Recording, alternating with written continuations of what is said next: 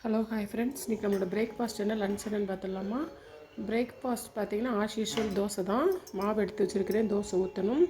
அதுக்கு பார்த்திங்கன்னா சாம்பார் இருக்குது,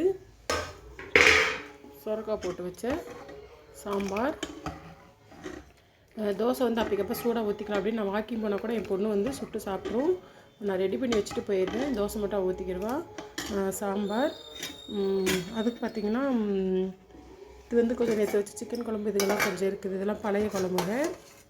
இதுவும் கொஞ்சம் இருக்குது, எதனாலும் ஊற்றி சாப்பிட்டுப்பா. அப்புறம் பார்த்திங்கன்னா எங்களுக்கு வந்து பார்த்திங்கன்னா களி, வெந்தய களி இப்போ தான் கிண்டி வச்சுருக்கிறேன். நல்லா சுட சுட இருக்குது. நாங்கள் ரெகுலராக வந்து வெந்தய களி சாப்பிடுவோம். அது மதியத்துக்கு பார்த்திங்கன்னா ஒயிட் ரைஸும் சாம்பாரும் தான்.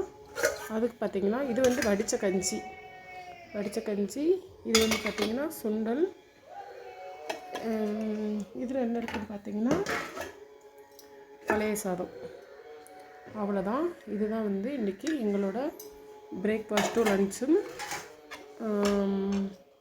மதியத்துக்கு வந்து வேணால் வந்து கொஞ்சம் முட்டை எடுத்து வச்சுருக்கிறேன், ஆம்லேட் போடனா கூட போட்டுக்கிடுவோம். அவ்வளோதான் ஃப்ரெண்ட்ஸ். உங்கள் வீட்டில் என்ன பிரேக்ஃபாஸ்ட் என்ன லன்ச் அப்படிங்கிறத மறக்காமல் கமெண்டில் சொல்லுங்கள். இந்த வீடியோ பிடிச்சிருந்தது அப்படின்னா லைக் பண்ணுங்கள், ஷேர் பண்ணுங்கள், கமெண்ட் பண்ணுங்கள், மறக்காமல் சப்ஸ்கிரைப் பண்ணுங்கள். Okay bye. இதில் பதிமுக தண்ணி போட்டு வச்சுருக்கிறேன், சொல்ல மறந்துட்டேன்.